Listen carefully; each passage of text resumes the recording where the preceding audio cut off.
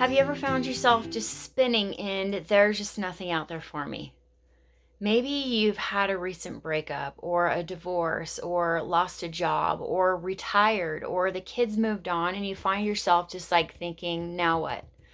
Now what's out there for me? There's nothing better out there for me. This video's for you. So I want to tell you a story about when my kids were little. We used to go hide their Easter eggs, and then they would spend so much time looking for them, and then when they thought that they were out, they've looked everywhere, they kind of would settle in and start eating their candy because they thought there were no more. And then we would tell them, actually, we counted and there's still some more out there hiding.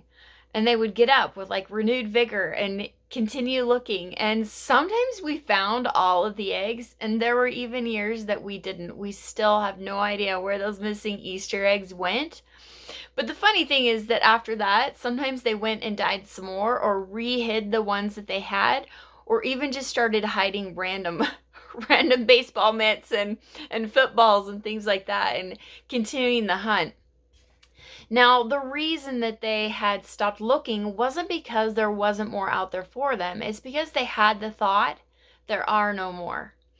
And sometimes this is how life is. We're telling ourselves that there's no more out there for me. Maybe in the terms of fulfillment, like I've been fulfilled by this job, there's nothing else that can fulfill me like that did. Or a spouse, or whatever it is, a purpose. Maybe the kids moved on, there's nothing else out there for me.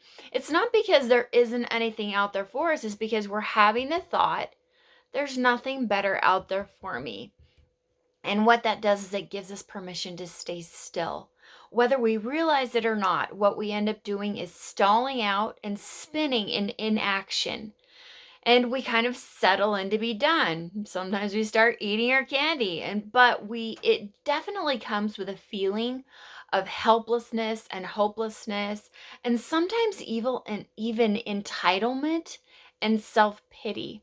Sometimes we feel entitled to have a person come to us, or a purpose come to us, or land in our lap, or be out there for us, waiting for us, and we haven't just stumbled on them as if it's a magical thing that happens. But we don't take productive action from that place. Now, sometimes we do need a break. We need to sit still. Sometimes we need to grieve. We need to recover. We need to rest and reconnect with ourselves and just breathe.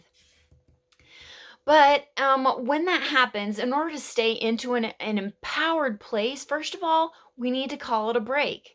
And say I'm taking a break and call it that. If we need a break, take a break and make it be about having a choice. It isn't because your purpose hasn't found you or your soulmate hasn't found you and you're not just waiting and at the mercy of something that's outside of you. It's just a choice that you're making. But the second thing is to believe new things. And some of the things that you can choose to believe instead of there's nothing out there for me that causes us to sit and spin in helplessness and hopelessness is something like, I create my results. There is more for me. I create a purposeful life. I create connection in my life. It doesn't leave you waiting for the thing to come for you. It leaves you empowered. The feelings that come with those are more of empowerment and hope and creativity. Those kids got really creative when they believed there was more out there for them and felt stuck and stopped. They created solutions, and that's what we can do too.